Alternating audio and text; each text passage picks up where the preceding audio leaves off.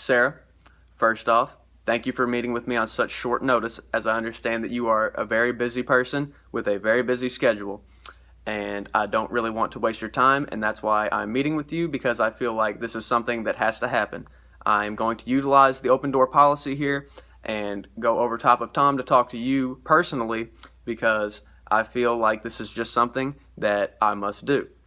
Now, as you know, I've been the account manager with CMC for a couple months now, and they have placed an order for $500,000 on an automation system that will be able to assemble their parts for them in their factory, which will be huge for their production time and how they will be able to get their products out faster. And we've been in these talks for a while.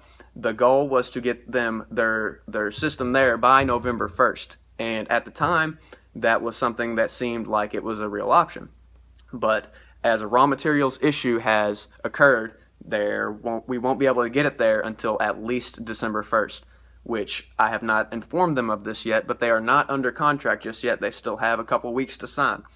Now, the issue that I am really having is that Tom has just been really stern about how he wants to handle this, which is something that I understand. Tom is a very efficient boss. He knows how to oversee these types of things, and possibly he is in the right here, which is why I'm coming to you just to get a second opinion. But what he wants me to do is to make sure that I keep telling them that it's going to be okay, and then when it comes to it, after they're under contract, let them know, hey, sorry, you're not going to be able to get your products until December 1st now. And then just take him out to dinner and apologize. And that's just something that it just doesn't seem right, if you ask me. He wants to kind of swindle them in a way, but not to take their money, but just to not be honest with them. And that's something that is really challenging me right now.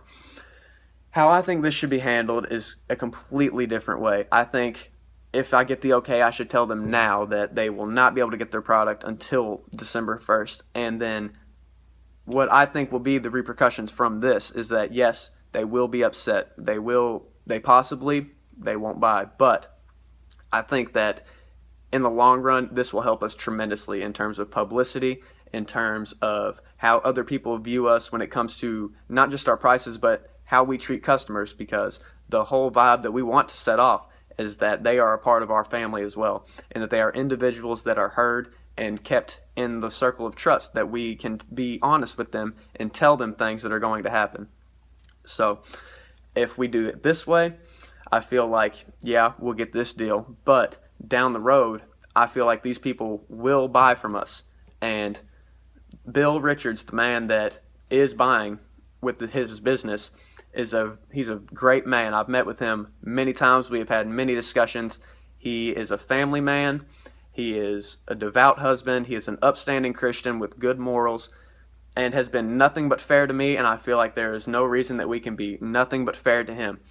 Now, he's under the gun too. We are under the gun, and so is he. If we do not tell him immediately what is going to happen, it could be dangerous for his company as well. He will not be able to get his products out for a while. Things will be put on stop. Things will just slow down for him, and that is something that he cannot afford, as he has stated to me that this is a very important product that he feels is a necessity for him to have. And at the time, I thought, before the raw materials issue that occurred that will push it back, I thought that it was going to be something that we could accomplish. But my proposition here is that you let me tell him. I go have a conversation with him, and Tom's dinner idea happens now. I go and tell him now that he will not be able to get his product until December 1st, and hope that I can convince him that this is still the way to go. And how I want to go about doing that is I'm going to offer a discount of possibly 5 to 10%. We would be able to work over the numbers later after of course, we all met. But maybe a discount now or a discount down the road that will ensure that we are trustworthy and that this is something that they can build on with when it comes to buying from us. Ethically, that is why I can't handle doing it this way. And I want to tell him straight up and be honest, because I feel like he is an honest Christian man as well. I feel like that's something I have to reciprocate in order to earn his trust back, because the trust will be broken, but it is something I feel like I can mend the relationship if it is gone about this way.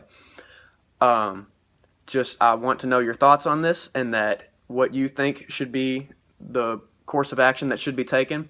And I'm willing to meet with you and Tom at the same time so we can hash it all out. But that is my proposition, and that is what I feel like is the best way to go about doing this. So I look forward to hearing what you have to say about that, and I can't wait to meet, hopefully soon, and we can hash this out.